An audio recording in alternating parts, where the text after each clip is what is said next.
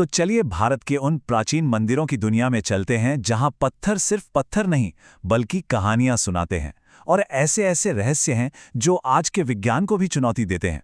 देखिए, ये सिर्फ पूजा की जगह नहीं है, ये तो समय में जमे हुए वो राज हैं जिन्हें आज की टेक्नोलॉजी भी पूरी तरह से समझ नहीं पाई है। आइए इन पवित्र रहस्यों की परतों को एक एक करके खोलते हैं। हमारी ये जो खोज है वो 4 रोमांचक हिस्सों में आगे बढ़ेगी। सबसे पहले हम देखेंगे कि कैसे सदियों पुरानी कथाएं सच साबित हो गई हैं। फिर हम उस हैरान कर देने वाली इंजीनियरिंग को समझेंगे जिसने वक्त को भी मात दे दी। इसके बाद हम उन वैज्ञानिक पहेलियों में उतरेंगे जिनका आज भी कोई जवाब नहीं है। और आखिर में इन पवित्र जगहों की जबरदस्त विरासत और शक्ति को जानेंगे। और यही सवाल हमारी इस पूरी पड़ताल की जड़ है। आखिर ये इमारतें जो हजारों साल पहले बनी थीं, आज भी हमें कैसे हैरान कर देती हैं? क्या ये सिर्फ एक अटूट आस्था का नतीजा था, या फिर हमारे पूर्वजों के पास कोई ऐसा विज्ञान था जिसे हम आज भूल चुके हैं? तो चलिए अपनी यात्रा के पहले पड़ाव पर चलते हैं। हम सीधे समुद्र की गहराइयों में उतरेंगे और देखेंगे कि कैसे एक कहानी जिसे सदियों तक बस एक कल्पना माना गया, हकीकत में बदल गई। हमारे प्राचीन ग्रंथों में एक बहुत ही भव्य शहर द्वारका की कहानी मिलती है। एक ऐसा शहर जहां सोने के 9 लाख महल हुआ करते थे और कहा जाता है कि इसे खुद भगवान कृष्ण ने बसाया था। लेकिन फिर एक श्राप की वजह से ये पूरी की पूरी सोने की नगरी अचानक समुद्र की लहरों में समा गई। सदियों तक इसे बस एक कहानी ही माना गया, एक मिथक। लेकिन जरा सोचिए, क्या हो अगर ये सच हो? क्या हो अगर समुद्र की गहराइयों में वाकई एक पूरा शहर हमारी खोज का इंतजार कर रहा हो? बस यही एक सवाल था जिसने वैज्ञानिकों को गुजरात के तट की ओर खींच लिया। देखिए, ये खोज कोई रातों रात नहीं हुई। Doctor SR. राव और उनकी टीम ने 1 दशक से भी ज्यादा समय तक समुद्र की लहरों से जद्दोजहद की। उस वक्त की सीमित टेक्नोलॉजी के साथ उन्होंने उस राज को खोलने का बीड़ा उठाया जो हजारों सालों से समंदर की गहराइयों में दफन था। और उन्हें जो मिला वो सच में चौंकाने वाला था। ग्रंथों में एक मजबूत दीवारों वाले शहर का जिक्र था और समुद्र के नीचे उन्हें 560 मीटर लंबी पत्थर की दीवार मिली। ग्रंथों में एक हलचल भरे बंदरगाह की बात कही गई थी और उन्हें पत्थर के पुराने लंगर मिले। हर एक खोज के साथ वो मिथक हकीकत बनता जा रहा था। ये सब महज एक संयोग तो नहीं हो सकता था। लेकिन सबसे बड़ी और सबसे हैरान करने वाली खोज तो अभी बाकी थी। उन्हें एक ऐसी चीज मिली जिसकी जब कार्बन डेटिंग हुई तो उसकी उम्र निकली 9000 साल। ये भारत की सबसे पुरानी मानी जाने वाली हड़प्पा सभ्यता से भी हजारों साल पुराना था।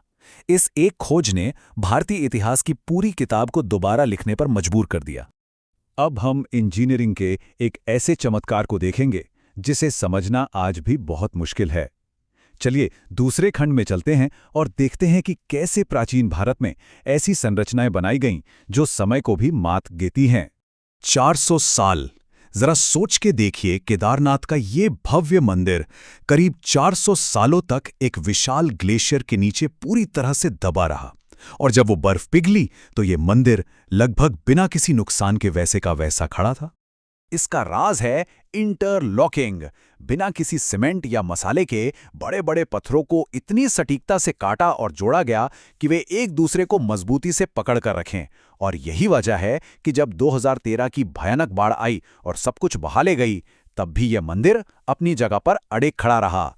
ये प्राचीन भारतीय इंजीनियरिंग का एक जीता जागता सबूत है। अब एक और इंजीनियरिंग चमत्कार को समझने के लिए हमें पहले विषुव या इक्विनॉक्स को समझना होगा। ये साल में वो 2 दिन होते हैं जब दिन और रात बिल्कुल बराबर होते हैं। खगोल विज्ञान के हिसाब से ये बहुत ही महत्वपूर्ण पल हैं। और इसी खगोलीय ज्ञान का एक शानदार नमूना हमें केरल के पद्मनाभ स्वामी मंदिर में देखने को मिलता है। सोचिए, इसके बनाने वालों ने बिना किसी आधुनिक उपकरण के मंदिर को इस तरह बनाया कि साल के सिर्फ उन्हीं 2 खास दिनों में, यानी विषुव के दिन, सूरज की पहली किरणें सीधे 100 फुट ऊंचे टावर से गुजरकर मुख्य देवता की मूर्ति पर पड़ती हैं और उसे रोशन कर देती हैं। कमाल है ना? अब हम उस दायरे में जा रहे हैं जहां विज्ञान भी कुछ कह नहीं पाता। ये वो पहेलियां हैं जो हमारे तर्क और हमारी समझ से भी परे हैं। जगन्नाथपुरी मंदिर, एक ऐसी जगह जहां हर दिन चमत्कार होते हैं। जरा सोचिए, यहाँ का झंडा हमेशा हवा से उल्टी दिशा में लहराता है। मंदिर के शिखर पर जो सुदर्शन चक्र है, आप कहीं से भी देखिए, वो हमेशा आपकी तरफ ही दिखेगा। इसके गुंबद के ऊपर से कभी कोई पक्षी या प्लेन नहीं उड़ता।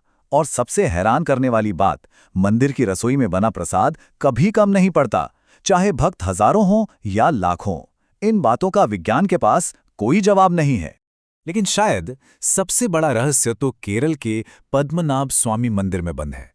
यहाँ 6 गुप्त तहखाने हैं, 5 खोले जा चुके हैं, लेकिन एक दरवाजा आज भी सील बंद है।